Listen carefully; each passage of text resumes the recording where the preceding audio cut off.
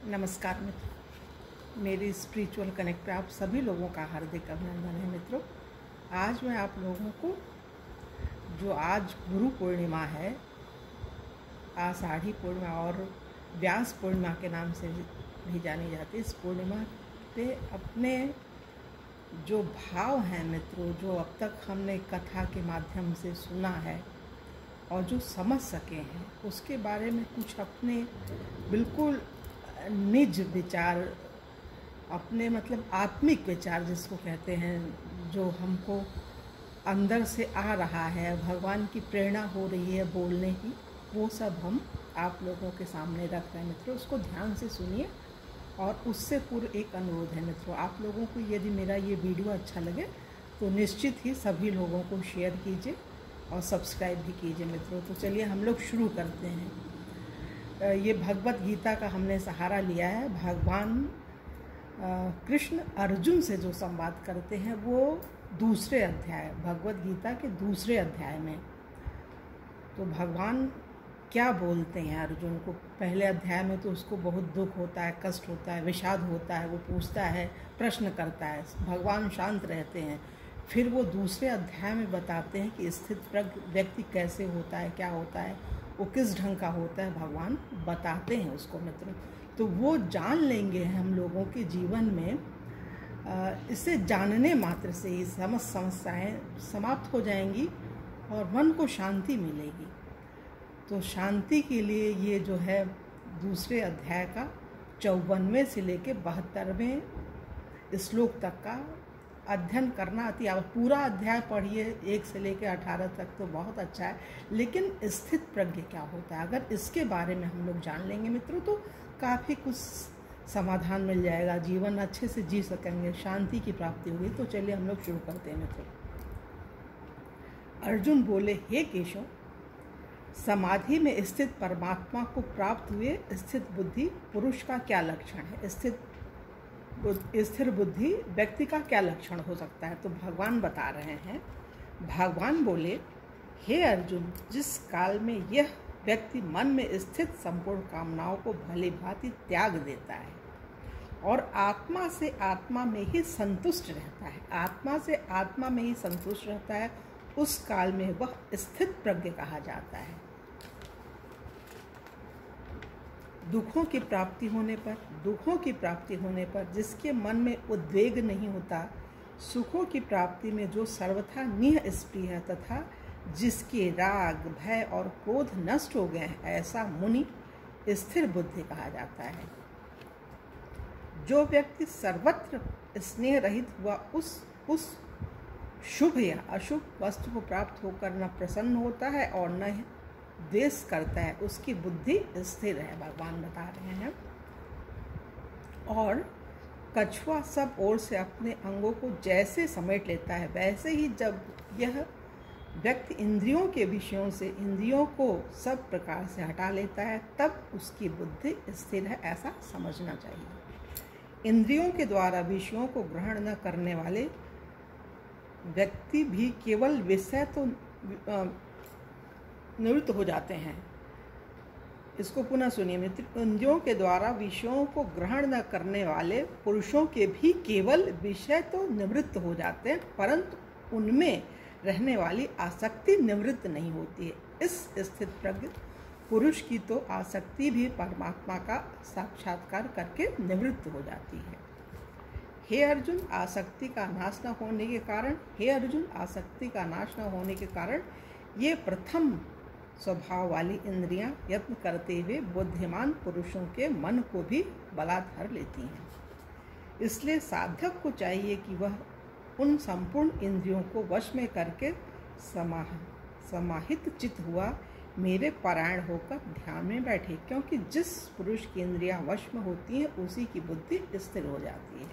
भगवान ने कहा है ना, इंद्रियों से श्रेष्ठ मन, मन से श्रेष्ठ बुद्धि और बुद्धि से भी श्रेष्ठ आत्मा होती है। और भगवान कहते हैं इंद्रियों में मन मैं हूँ, तो मन को भगवान अपने में लगाने की बात बोलते हैं। विषयों का चिंतन करने वाले पुरुष की उन विषयों में आसक्ति हो जाती है, आसक्ति से उस विषय की कामना उत्पन्न होती है और कामना में विघ्न पड़ने से क्रोध उत्पन्न होता है। मूढ़ भाव से स्मृति में भी भ्रम हो जाता है। स्मृति में भ्रम हो जाने से बुद्धि अर्थात ज्ञान शक्ति का नाश हो जाता है और बुद्धि का नाश हो जाने पर यह पुरुष अपनी स्थिति से गिर जाता है। ये बहुत बड़ी चीज़ है मित्रों, हर घर की कहानी है। अगर हम स्थित प्रज्ञ के बारे में जान लेंगे तो हम, हमारा परिवार, हमारा समाज, देश सब सही हो जाएगा, दुनिया भी सही। समय जो तमाम घटनाएं घट रही हैं, युद्ध हो रहा है, तो ये दूसरा अध्याय पढ़ना बहुत ज़रूरी है। स्थित प्रज्ञ हो जाएगा व्यक्ति तो जियो और जीने दे की भावना आ जाएगी और सुख और शांति मिलेगी हर व्यक्ति को। पर अपने अधीन की हुए अंतःकरण वाला साधक अपने वश में की हुई राग द्वेष से रहित इंद्रियों द्वारा विषयों में विचरण करता हुआ अंतःकरण की प्रसन्नता को प्राप्त होता है। अंतःकरण की प्रसन्नता होने पर इसके संपूर्ण दुखों का अभाव हो जाता है और उस प्रसन्न चित्त वाले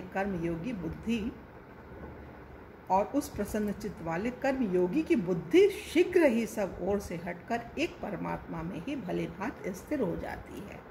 न जीते हुए मन और इंद्रियों वाले पुरुषों में निश्चयात्मक बुद्धि नहीं होती और उस अयुक्त मनुष्य के मन अंतःकरण में भावना भी नहीं होती तथा भावनाहीन मनुष्य को शांति नहीं मिलती।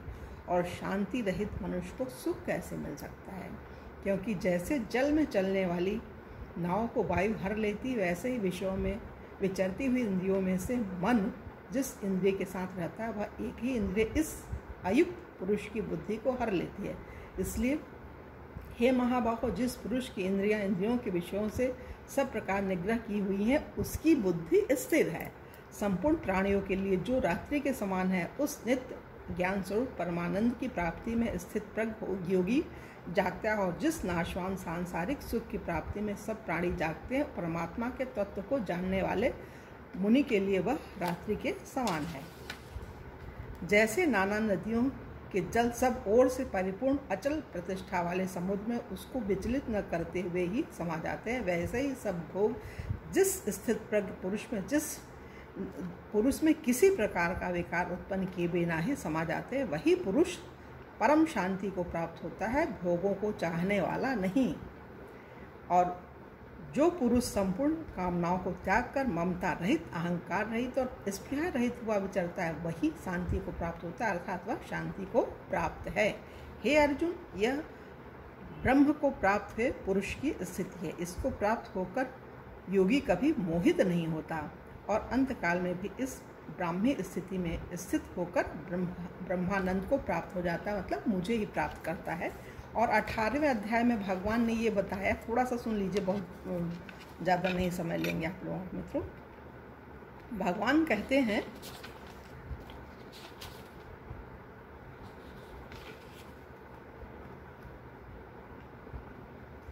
भगवान बोल रहे हैं अंत में, जो पुरुष मुझ में परम प्रेम करके इस परम रहस्युक्त गीता शास्त्र को मेरे भक्तों में कहेगा, वह मुझको ही प्राप्त होगा, इसमें कोई संदेह नहीं। उससे बढ़कर मेरा प्रिय कार्य करने वाला मनुष्यों में कोई भी नहीं है तथा पृथ्वी भर में उससे बढ़कर मेरा प्रिय दूसरा कोई भविष्य में होगा भी नहीं। जो पुरुष इस धर्म में हम दोनों के संवाद रूप गीता शास्त्र को पढ़ेगा, उसके द्वारा भी मैं ज्ञान यज्ञ से पूजित होकर, ऐसा मेरा मत है। जो मनुष्य श्रद्धायुक्त दोष दृष्टि से रहित होकर इस गीता शास्त्र का श्रवण भी करेगा, वह भी पापों से मुक्त होकर उत्तम कर्म करने वाले श्रेष्ठ लोगों को प्राप्त होगा। हे पार्थ, क्या इसको तूने एकाग्रचित्त से श्रवण किया? और हे धनंजय, क्या तेरा अज्ञान जनित मोह नष्ट हो गया? अब लास्ट में अर्जुन बोलता है। अर्जुन बोले, हे अच्युत, आपकी कृपा से मेरा मोह नष्ट हो गया और मैंने स्मृति प्राप्त कर ली। अब मैं संशय रहित होकर स्थित होता आपकी आज्ञा का पालन करूँगा। तो मित्र, हम चाहते हैं कि आज गुरु जी की हम पूजा कर रहे हैं, तो पूजा करने के साथ साथ उनका ज्ञान भी लें। ये ज्ञान सबसे बड़ा ज्ञान है, भगवान के द्वारा दिया गया हुआ है। हर गुरु शिष्य को इस बात के लिए भगवान का आभार व्यक्त करना चाहिए और उनको याद करके उन्हीं के चरणों में अपनी जो ये वंदना है, प्रार्थना है समस्त गुरुओं के लिए वही हैं, सबके आदि कारण वही हैं। उन्हीं को निवेदित करते हुए मैं भी अपनी वाणी को विराम दे रही हूँ मित्रों। और अगले वीडियो पुनः आप लोगों से मिले, तब तक के लिए जय हिंद, जय भारत, ओम शांति।